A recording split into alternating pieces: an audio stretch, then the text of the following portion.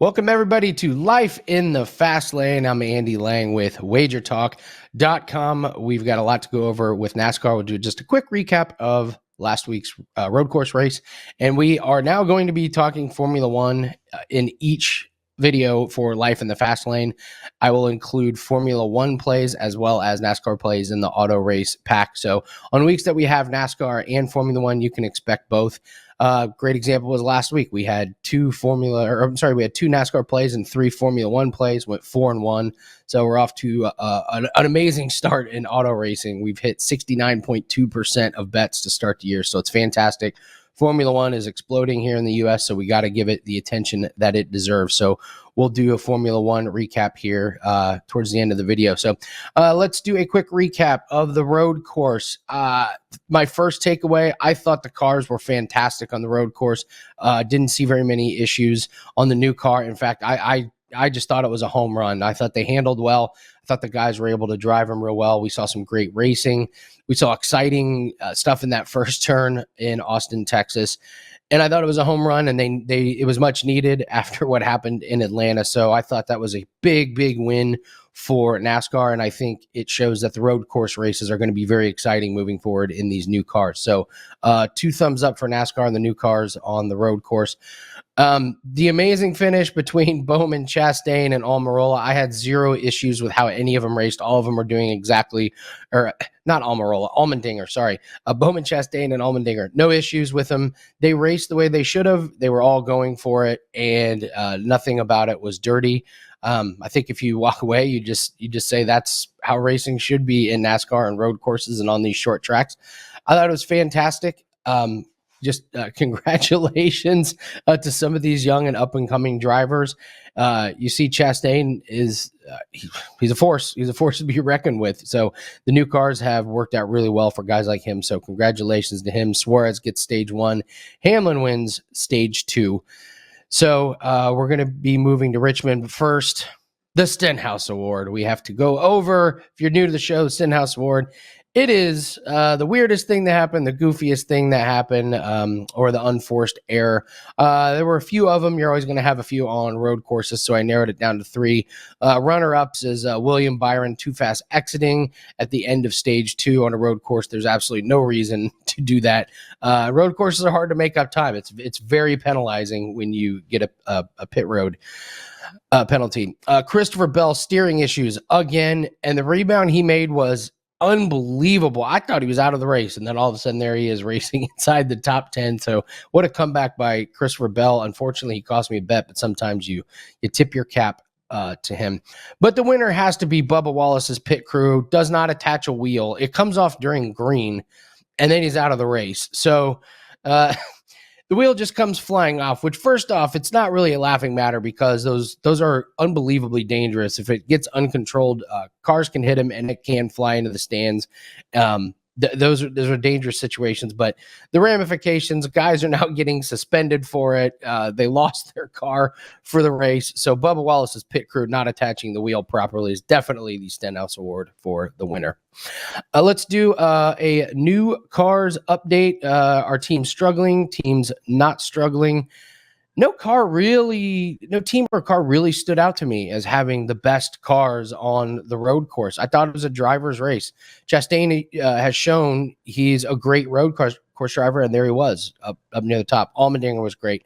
Bowman were great. So I didn't think that there was a team or a particular car or a particular manufacturer that just had a huge advantage, which is great. This is what we want on these road courses. We don't want one guy to get out and lead every lap. So I thought it was a big win.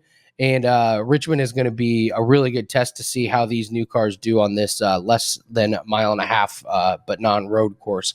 So let's talk about Richmond. It's a great track. It is one of the historical tracks. I believe it's one of the oldest, if not the oldest track. It's a 0.75 miles, so we're less than a mile. And it's a D-shaped. It's kind of I don't know if you deem it a short track, but when I handicap Richmond, I do look at some of the other shorter tracks. There's not one that really, really is exactly like Richmond, but there's a few you can look at. But again, with these new cars, it's really tough. Looking at last year, 2 years ago, at Phoenix or Martinsville is really not going to help you with these new cars. So let's take a look at the top 5 drivers the last 5 Richmond races. This is the Martin Truex special. 3 wins in the last 5 races. His average finish is second at Richmond the last 5. So it's going to be hard to find a driver that dominates a track more than Truex does here at Richmond. Denny Hamlin is second. His average finish is 4.8. He's tied with Logano. Kyle Busch, average finish is 6.6. And Christopher Bell, only 3 races in the last 5 at Richmond, but his average finish is 7.3. So Christopher Bell, limited experience at this track, but does well. We talked about Martin Truex winning 3. Alex Bowman and Brad Keselowski were the other winners in those 5 besides Martin Truex. A couple guys you could look to fade. I noted Ross Chastain because if you look at his overall finishes, he's not good here. 22nd average finish in 4 races. But the last race here at Richmond, Chastain finished 7th. And Chastain's not really a guy I'm looking to bet against. So I made a note when I was looking at the averages. Oh, Ross Chain's bad here, but been good this year and then 7th in his last race at Richmond. So I would be cautious if you want to fade Ross based on his average finish here because I don't know how applicable it is this week. Kyle Larson struggles here for some reason, finished 16.8 as an average finish the last 4 races here. And Bubba Wallace, we're going to be fading him big time, 24.6 average finish the last 5. Not good here, coming off a disastrous race where they're going to have pit crew members suspended for this race because of the wheel. So a couple guys to fade, a couple guys to support, and we're going to do a best bet at the end of this show. Let's move into our Formula One segment. We're going to be calling this segment the Slipstream. So we do not have a Formula One race, but I do want to give a little recap as to what happened last race. And then we're going to look forward to Australia. So next week, we'll preview the Australian Grand Prix. So the overall recap is Formula One has nailed these new cars. These new cars are doing exactly what they wanted, which is they wanted more competitive races from the leaders and in the middle, but they also wanted passing to be easier, and you're getting all of that. And the other thing that you're getting is when we do have passing, it's easier for the guy that got passed to fight back. Last year and years before, you would see guys get DRS on these straightaways. They passed a guy and they were just gone. There was no fight, but you saw it at the end of the race. What an awesome finish between Max Verstappen and Leclerc, and it's mostly because of these new cars. You could see them fight back and forth and back and forth and back and forth. So Formula One has knocked this one out of the park, and Ferrari and Red Bull are very, very equal. That's going to be a great battle all year. I was hoping Mercedes would show some more because I'd love to get a third team into this fight, but they are not even close to being where the Ferrari and Red Bulls are. I would be stunned if they are able to get it together in the first half of the season. Maybe as the season closes out, Mercedes, but it's pretty clear that Ferrari and Red Bull are ahead of them. So that's pretty much the battle at the top that we're going to be expecting. Huge rebound week for Lando Norris. McLaren needed that. Ricciardo, unfortunately, more bad luck, but his teammate Lando Norris really kicked some ass compared to the first race where they were basically doing tire testing and engine testing. So Lando Norris gets a top 10 finish. Had some late race reliability issues. I don't think this is going to be the last time we see this. I would expect a few more of those over the next couple races. We saw both the Red Bulls lose reliability at the end of the first race, and then Fernando Alonso was the big one who lost reliability. Couple more races, I think we see some cars clunk out kind of at the end, so don't be surprised about that. It does help the bets on under drivers to be classified. So if you're looking at under maybe the 16 and a half number of drivers to finish the race, these reliability issues at the end of the race are really helping those bets. Some bets moving forward that I'm going to be looking at, the Alpines in the top 10s. They've been consistent there. Magnussen looks like he's going to be a top 10 contender each and every race. And I cashed the Red Bulls to both finish inside the top 6 before qualifying. I'm going to be looking at betting both Ferraris and both Red Bulls to finish in the top 6. I don't see the competition that they have. It's going to take something out of the ordinary, like an accident, a puncture, or something strange to happen. And I grabbed the Red Bulls at minus 250, I believe, before qualifying to both finish in the top 6. That was never in doubt.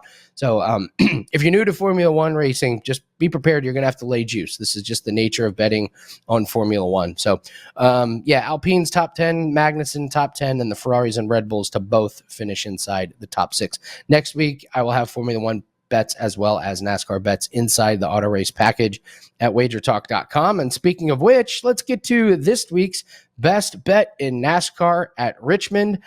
I found this on DraftKings. I am going to take Kurt Busch over Eric Jones. So if we're looking at Richmond finishes, Kurt Busch finished dead last at the last race of Richmond. Had an accident and didn't have a chance. So he finished last. And the 4 races previous to that, though, he finished ahead of Eric Jones in all 4 of those.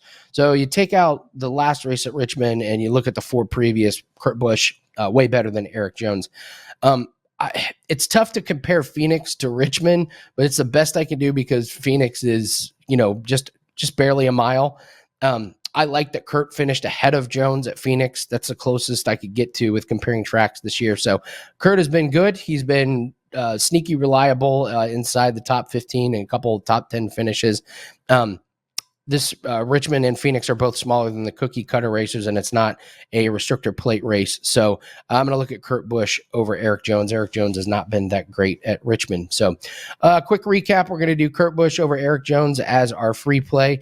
And Sunday morning, you can expect a lot more of NASCAR plays to come out. That will be part of the auto race package. They come out Sunday morning after practice and qualifying. So let's have a great weekend, and let's keep momentum in auto racing, guys. 69.2% to start the year, which is I'm so proud of because Formula One and NASCAR are both releasing new cars. So to hit that early and often is something to really be proud of. So grab the package. It's up on WagerTalk.com. Good luck. Let's have a great weekend, and I'll see you next week on Life in the Fast Lane.